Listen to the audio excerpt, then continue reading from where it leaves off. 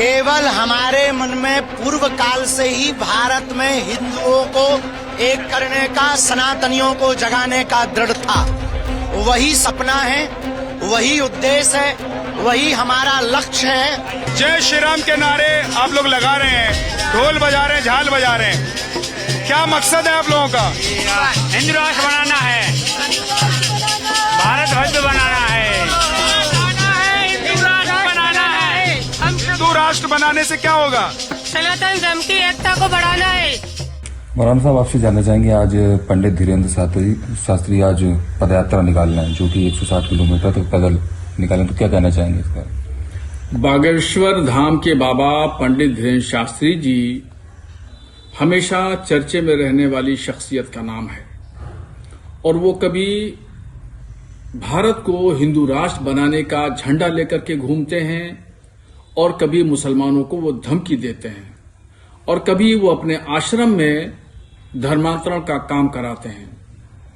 100 से ज्यादा मुसलमानों को वो हिंदू बना चुके हैं।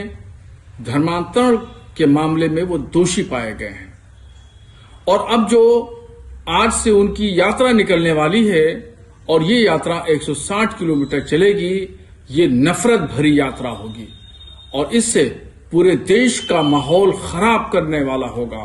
और इस तरीके से यात्राओं का कोई औचित्य नहीं है, कोई मतलब नहीं है।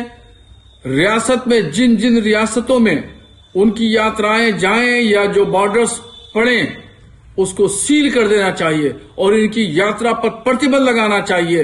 इनकी यात्रा हिंदू राष्ट्र को, हिंदुस्तान को हिंदू राष्ट्र बनाने वाली यात्रा है और जबकि ये जमहूरी मुल्क है, लोकतांत्रिक देश है और एक आईने हिंद जो संविधान है उसके तहत ये चलने वाला देश है। ये मजहबी राष्ट्र कभी नहीं हो सकता, न ये हिंदू राष्ट्र हो सकता है और न ही ये मुस्लिम राष्ट्र हो सकता है। धीरेन्द्र शास्त्री चाहते हैं इसको हिंदू राष्ट्र बनाना, तो ये नफरत भरी यात्रा इनकी शुरू होने वाली है। कहीं ऐसा ना हो कि वो ज्वालामुखी की तरह ये यात्रा फट पड़े और सांप्रदायिक दंगा हो जाए, इसलिए इस यात्रा पर प्रतिबंध लगाया जाए। जिस उद्देश्य से आप ये यात्रा शुरू करने जा रहे हैं, आपको लगता है कि इस यात्रा से उसमें सफलता आपको निश्चित? एक ही है हमारा उद्देश्य, सिर्फ एक ही है, सामाजिक समरसता, जातियों में बटे हुए हिंदुओं को एक करना। आपने कहा कि उद्देश्य सफल होगा कि नहीं होगा, सफल का पहला बिगुल यहीं सामने से बज गया है। बागेश्वर धाम पर अंगड़ा और पिछड़ा, ब्राह्मण, क्षत्रिय, वैश्य और शूद्र चारों एक साथ खड़े हुए हैं और हम सब मिलकर एक साथ भोजन करेंगे। इस देश में कोई बड़ा छोटा नहीं होगा। ये आपको मैं लगातार दिखा रहा हूँ। महाराज, एक चीज जानना चाह रहा हूँ, इसकी आवश्यकता आपको क्यों महसूस हुई? अब आप कल से यात्रा शुरू करने जा रहे हैं, आवश्यकता क्या महसूस हुई? अगर आवश्यकता नहीं होती तो क्या देश में हिंदुओं पर इतने अत्याचार होते? क्या रामायण को जलाया जाता? क्या पालघर के संतों को मारा जाता? क्या कोलकाता की डॉक्टर बेटी का रेप करके उसको मारा जाता? क्या रामचरितमानस को जलाते? क्या नूह, मेवात, मणिपुर जैसे क्षेत्रों को जलाया जाता? क्या पश्चिम बंगाल में दुर्गा के पंडालों में आग लगाई जाती?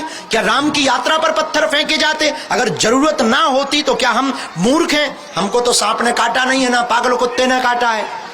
तो हमें ये पता है कि ये एक हैं, इसलिए ये लोग बेचारे मर रहे हैं। हमें राजनीति करनी नहीं है और कथा के द्वारा सब कोई हमें जानता था ही, तो पहचान की भी जरूरत नहीं। हनुमान जी की सेवा करनी है, उन्हीं में अपना जीवन गुजारना है, सब लोगों की मदद करनी है, गरीब बेटियों का विवाह करवाना है और कैंसर हॉस्पिटल बनाना। हमारे तो लक्ष्य फिक्स थे। हमने ये जो जान हथेली पर रखी, इसका एक ही कारण है, कहीं ये हिंदू बट ना जाए और कहीं हमारा भारत बांग्लादेश ना हो जाए। जातियों में बटे हुए हैं, आपने कहा। अभी मैं सुन रहा था आपका भाषण, मुस्लिम भी कई जातियों में बटे हुए हैं, लेकिन जब बात आती है तो एक हो जाते हैं। यहाँ पर भी वो बंटवारा दिखता है। बिल्कुल। क्या है, हिंदुओं में एक सबसे बड़ी दिक्कत है, इन्हें कोई जगाने वाला नहीं। किसी के घर पर कोई भी कांड हो जाए और कोई धर्म विरोधी कर दे तो इनको लगता है उसके घर पे हो गया, हमारे पे नहीं हुआ, और वो चुप रहता है। उन लोगों में किसी एक को छेड़ दो, वो सब जच्चे बच्चे सब आ जाते हैं, छोटे छोटे सब आ जाते हैं, चच्ची चच्चा सब आ जाते हैं। पर हिंदुओं में कायरता है, ये डरपोक भी बहुत है। हम उनके खिलाफ नहीं है, हमें मुसलमानों से कोई बुराई नहीं, हमें मुसलमानों का बुरा भी नहीं करना। हम तो उनसे भी कहेंगे तुम हमारे यहाँ आओ, पदयात्रा में आओ, बेझिझक आओ, क्योंकि ये तो देश के निर्माण के लिए यात्रा है। ये देश को एक करने के लिए यात्रा है, ये जाति कुरीतियां भेदभाव को मिटाने के लिए यात्रा है, ये संवाद की यात्रा है, विवाद की यात्रा नहीं। और हमारा निर्णय बहुत स्पष्ट है, हमें भारत में किसी भी प्रकार से क्रांति तलवारों से नहीं, विचारों से लड़नी। इसीलिए आपने कहा हथियार नहीं लाना, इसीलिए आपने कहा यात्रा में। इसलिए हमने हिंदुओं को कहा कि यात्रा में हथियार नहीं लाना है। क्यों? क्योंकि हम तलवार के लड़ने पर भरोसा नहीं करते, हम विचारों से लड़ने पर भरोसा करते हैं। उनका एक तो खिलाफ जाती है बात, उनकी विचारधारा के खिलाफ जब आप कहते हैं कि बच्चे उनके ज्यादा क्यों हैं, हमारे कम क्यों हैं। अरे वो तो सीधा सा लॉजिक है, इस देश में चच्चे के बच्चे 30 क्यों अच्छे, हमारे 2 ही बच्चे क्यों अच्छे, बस इतना ही है। खैर हमारे नहीं अभी भाई हैं, वो जब होंगे तो बताएंगे आपको, पर सबके बच्चे 2 ही अच्छे।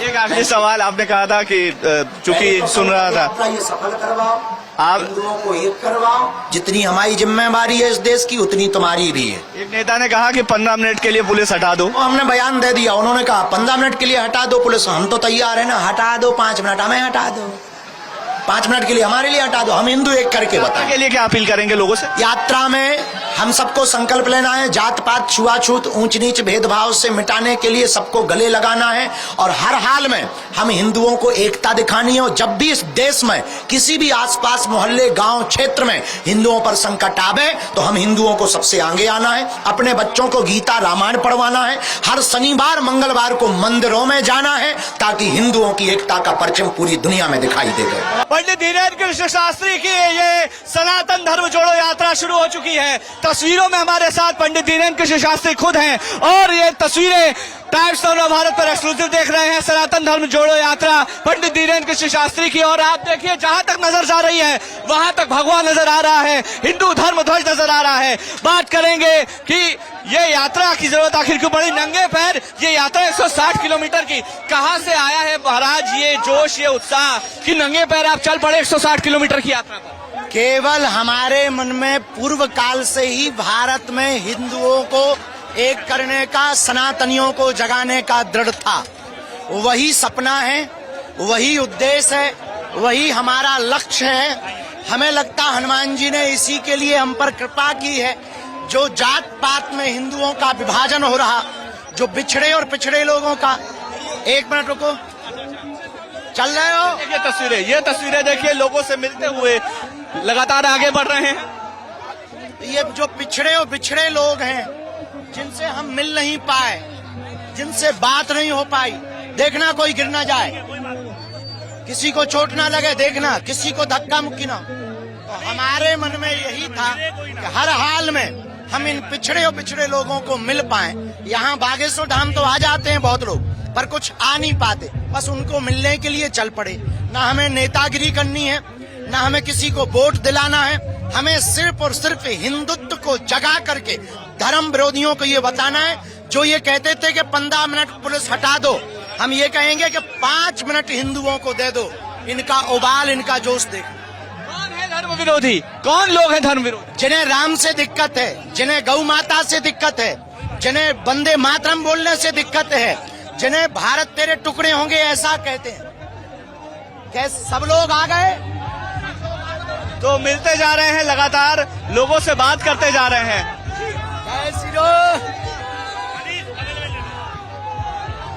आप जब धर्म विरोधी कहते हैं तो वो कौन लोग हैं जो धर्म का विरोध कर रहे हैं? ये महात्मा को पकड़ के बुलाओ, ये महात्मा को बुलाओ। हाँ, कौन लोग हैं जो धर्म का विरोध करते हैं? जो वो लोग हैं जो रामचरितमानस को जलाते, जो पालघर में संतों को मारते, जो हिंदुत्व के खिलाफ हैं, आ गए। ये तस्वीरें देखिए, बहुत एक्सक्लूसिव तस्वीरें टाइम्स ऑफ भारत पर आपको नजर आ रही होंगी। हर वर्ग को, हर व्यक्ति को गले लगाते हुए पंडित धीरेन्द्र कृष्ण शास्त्री इस समय चल रहे हैं हिंदुत्व का ध्वज लेकर। आपकी मुहिम से कुछ लोगों को परेशानी हो रही है। वो कह रहे हैं कि आप राजनीतिक यात्रा कर रहे हैं। उल्लुओं को दिन से परहेज है, उल्लुओं को तो टेंशन। हाँ, बहुत बढ़िया, गले में डालो।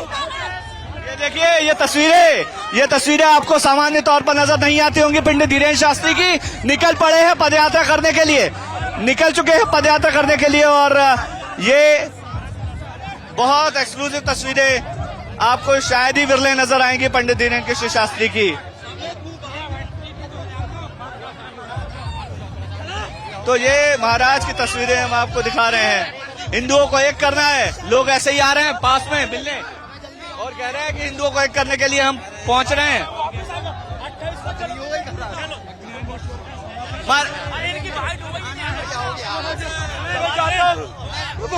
तो एक आखिरी सवाल,